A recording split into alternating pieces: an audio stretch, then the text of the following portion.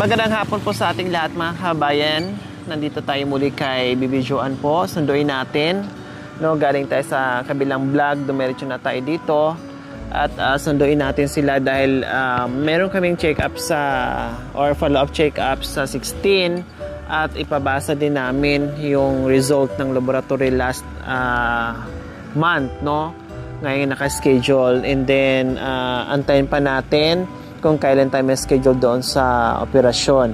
Kaya titinan natin mga kabayan dahil iniwan ko at binilin ko talaga ni Nanay Mylene na pag umuwi at bumalik dito sa Anda ay kailangan yung monitor na ginagawa ko doon sa pagkain ni Joanne, sa gatas. Lahat kailangan ay laging ipakain yung masustansya dahil nga para naman kahit paano madagdagan yung timbang nung nandoon sa amin na nagdagan ng 1.5 kilos. So titinan natin ngayon dahil nakita nyo naman yung huling vlog namin sa kanya ay marami kong iniwang gatas, no? And then yung mga vitamins, tapos yung mga gamot. So titinan natin mga kabayan.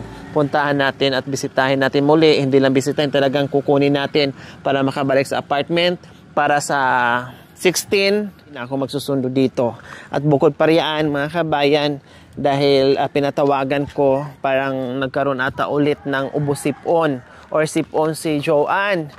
Naalala nyo po nung unang punta namin sa Baguio, no, hindi kami nakadirekta doon sa itaas kasi nga may ubo-sipon si Joanne, ay hindi pwede sa triage muna kami dumaan, no?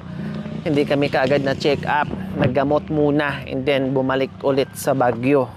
So bago kami nakaakyat doon sa kung saan dapat sana ma-check up kaagad. Okay, so ito dahil nasa malapit sila sa dagat mga kabayan, no? Isang hakbang lang ay dagat na agad.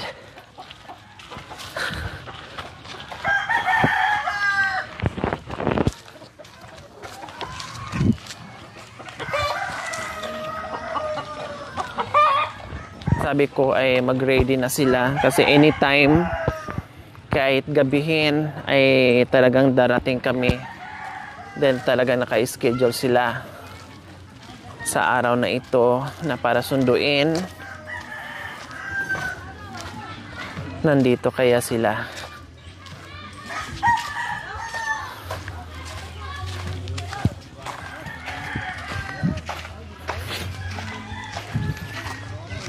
Tao po. Yan, nandoon si Joanne. No? Namasyal pa siguro doon sa tabi ng dagat. Kailang ang layo ng dagat ngayon. Oh, nandoon. Ang layo no nakaraan hanggang diyan yung tubig. Ngayon nandoon na, napakalayo. Kailangan pa ng 5 kilometro bago. Hello!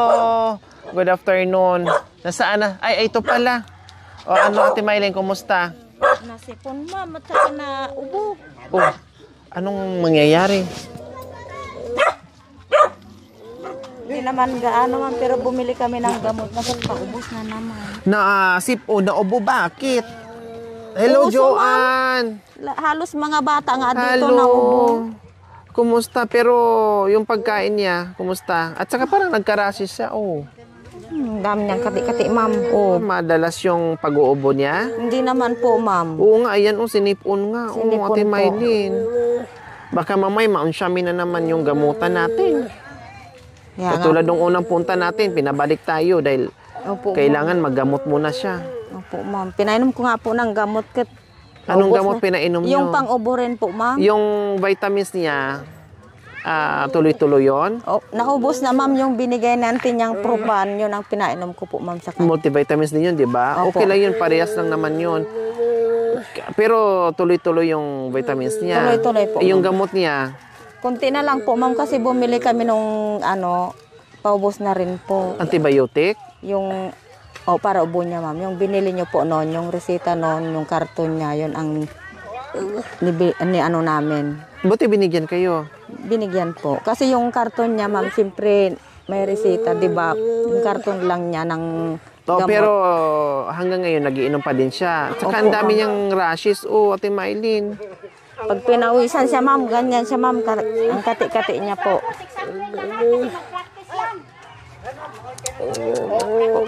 Alam nila na susunduin namin kayo. Kasabi lang po ni Nay Marlene kahapon, ma'am. O, anong sabi niya? Pupunta dyan si Ma'am Lore. Sabi niya, ma'am, ang akala ko po, hindi na kayo matutuloy. Tagabi na po. Hindi, di ba? Ang pinasabi ko kay Nanay Mylene, hapon. Basta darating kami hapon. Kasi alam niyo naman, nasa vlog kami araw-araw. Okay, sige. Tapos, bihis muna. And then, si Juan ako, paano to, Ate Mylene? Yun nga po, ma'am, problema ko nga, ma'am, sinabi ko kay Ante Marlene, Ante, may problema po. Nasipon na naman po. Kako nga po. Ngayon po, ma'am, problema ko nga. Pero naka-ready na yung mga gamit niyo, Ate Mylene. Nandito na po, ma'am. O, sige. Ano, kuya? Walang huli ngayon, kuya? Meron madam yung sales lang madam. Ah, yung shell. Dali, magpalit ka muna. Ay, Sige. din po, gagatan madam, din po. Pumayat na madam. Pumayat ba? Parang pumayat na madam. Hindi naman po, ma'am, kaso Malalaman natin yan kasi pag tinimbang yan doon. Nung nandoon sa amin yan, kuya, 1.5 kilo na dagdag niya. Hello, Joan. Bakit may ubos ipon ikaw? ay, kata nag-ano sila. Asan ba yung isa? Ha? Bakit? Tapos nagka-rashes ikaw, Joan. Umitim ka na naman. Siguro, panay pasyal mo sa dagat, Joan, ano? Diyan palagi po, ma'am, sa tabing dagat. Araw-araw siguro nasa dagat ka o sumasama ka kay papa mo. Ha? Kasi nga, kailangan matuto siyang suminga, Ate Mylene. Buti nga, ma'am, lumalabas yung sipon niya nga. Hindi gaya ng dati na hindi ano. Anong gagawin natin Binihisan ito? ko- Magagalit yung doktor. Binihisan ko na kanina, ma'am. Katagala ko hindi kayo ano. Pinalita. Pag sinabi kong darating kami, darating. Kahit gabihin or hapon or gabi, basta pag sinabi kong darating, darating kami. Ano yan? May laman ba yan? Wala po, ma'am. Ah, wow. Bakit naging ganyan? Wala po, ma'am, kung gusto nyo po. Ay, wala nang laman. Wala na po, ma'am. Pwede mo lagyan ng Diyos ko, ang laman sana ang hinahanap ko nito. John, yung Ang may ganda, laman daw oh, mga po. kabayan. Akala kong ano nakapatong, hindi ko pinansin. Yung pala, shell. Totoo, tama? Opo, ma'am. Kinulayan nyo, hindi? Hindi po, ma'am. Saan nyo to nakuha? Sa dagat po. Kailan? Matagal lang po yan, ma'am. Ay, wala na siyang amoy. Wow, ang galing naman. Ah, ang galing naman, oh. Pwede mo palagyan. Siguro ang laki ng laman nito nung nakuha niya. Pwede mo palagyan ng pangalan niya. Oo, dito, oh. Pwede po, ma'am. At saka dito, oh. Hindi ko siya kukulayan kasi natural yung kulay niya. Ganyan po talaga. Walang, ang galing naman, nung niloto, walang biak, walang napingas, wala, buo talaga siya, oh. Nakagawa kang ganyan yung madam. Kalyan. Ah, habang niloloto po. Hindi mo iluluto yan. Ay, paano lang? Talian mo muna Paano yung laman? para lalabas yung laman. Ah, ibitin. bitin. Ganyan. Kusang lalabas yung laman. Parang ngipin niya, oh. Ayan, oh. Parang ngipin, oh. Yung talim niya dito. Kaya nga, hindi. Parang ngipin. Kung niluluto yan, iba na yun. Wow, thank you, ah. Dagdag display. Thank you. Lagyan muna natin dyan, baka mamaya mabasag. Ayan po mga kabay, meron namang ipapauwi si kuya. Dapat kuya, yung ano, yung lagayan ang iuuwi ko. Yung sapatos. Ay, pwede naman po sapatos, magpagawa, ano eh. ma'am, ganyan na kahit maliit lang po. Ako'y natutuwa dyan sa lagayan mo. Akala mo, oh, nasaan bang isa niyan? Isa lang. Bakit walang ano, Halika ka, magpalit ka na. Joan! Halika, palit Aakyat ka. na naman tayo ng Baguio. Kailangan magpagaling ka bago mag-16. Magagalit yung doktor. Yun nga po, ma'am, problema ko, ma'am, sa kanya. Pagdating na yun, halos gamot na po. Kasi, Pag akyat doon, hindi na ako sasama ha. Ikaw na umakyat doon mismo sa doktor. Doon na ako sa baba para pagpagalitan ka, ikaw na lang doon. tatakbo na ako, ma'am. Bahala ka. Ito yung bahay ni Bibi Joan, mga kabayan. Pag ako dito na matangkad, kailangan yung muko ka. Ang daming nakakalat-kalat, Wala ma'am. silang ilaw. No? Mama, ang daming O paano sabi yung ka? nakikita dyan na wala kayong ilaw? Maliwanag naman po, ma'am. Ha?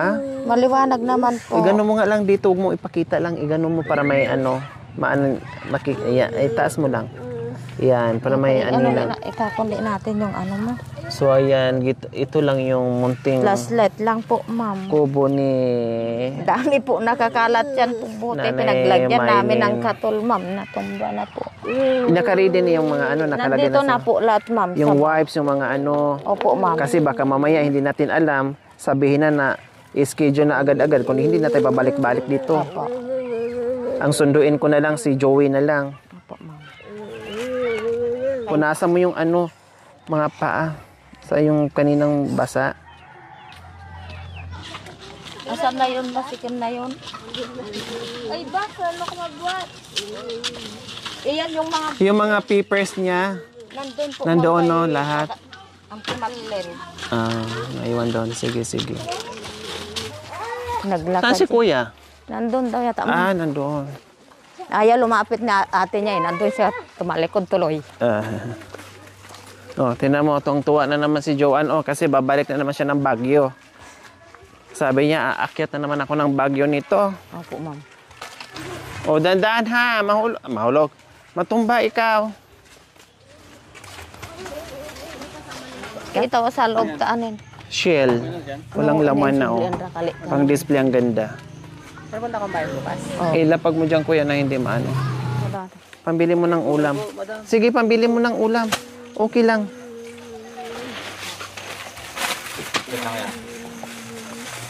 Dito mo na kuya, sampa mo. Mabigat. Hindi, okay lang. Pambili nyo ng ulam din. Walang problema. So ayan po mga kabayan, nandito na muli si Bibi Joanne.